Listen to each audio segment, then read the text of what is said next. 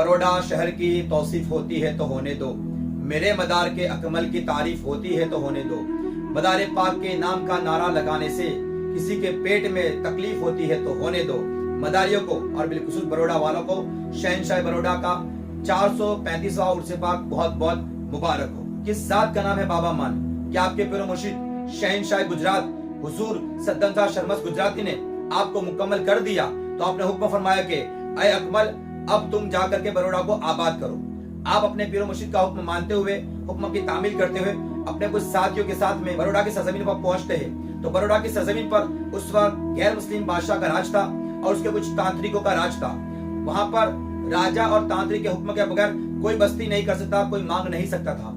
आप जब वहां पहुंचे, अपने साथियों को हुक्म दिया कि जाओ जाकर के बस्ती मांग करके लाओ, तो आपके सबसे चहीते मुरीद हुजूर छोटे मस्त बस्ती मांगने के लिए जब निकले तो तांत्रिक ने अपने जादू से एक बिच्छू को हुक्म दिया जो गेटे की शक्ल का बन गया, और वो बिच्छू आपको हला करने के लिए, मारने के लिए आपकी तरफ बढ़ता है। तो उस वक्त छोटे मस्त हुक्म देते हैं कि ये बिच्छू अगर अल्लाह के हुक्म से आता है तो उसी वक्त आ जा, और अगर ये जादूगर के हुक्म से आता है तो वहीं पर खड़ा हो जा। ये सुनते ही वो बिच्छू वहां खड़ा हो जाता है, उसे बेहोशी होती है, जमीन पर गिरता है और वहीं पर खत्म हो जाता है। और जब बिच्छू का वार बेकार हो गया तो राजा के सिपाहियों ने आपको कैद किया और कैद करके राजा के दरबार में आपको वो सिपाही ले गए। ये सारा मंजर बाबा मान मुशाहिदा कर रहे थे। तो आप भी अपने साथियों के साथ में राजा के दरबार के लिए निकलते हैं। तो रास्ते में आपको एक कावड़ वाला मिलता है। आप फरमाते हैं कि कावड़ वाले तो हमारे साथ में राजा के दरबार में चल।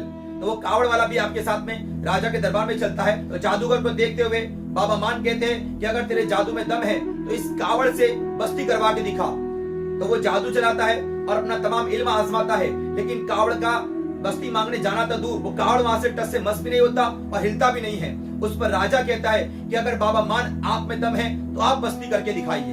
तो बाबा मान कावड़ को हुक्म देते हैं। वो कावड़ आपके हुक्म की तामील करते हुए बस्ती की तरफ निकलता है और बस्ती करके आपकी बारगाह में चला आता है।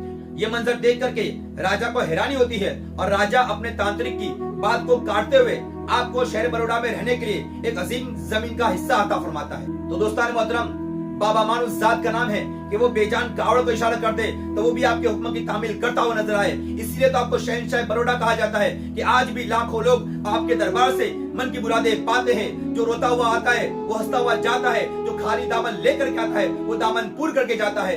तो ऐसे अजीमुशान वली का ये उर्स पाक है। 28 तारीख को बरोज बुध 4 बजे आपका संदल होगा और उसी रात को इशा की नमाज के बाद में एक अजीमुशान जलसा भी होगा। तो जलसे में भी शिरकत फरमाइए, संदल में भी शिरकत फरमाइए और फैजान बाबा मान हासिल फरमा करके सवाब हासिल फरमाए। दम मदार बेड़ा पार।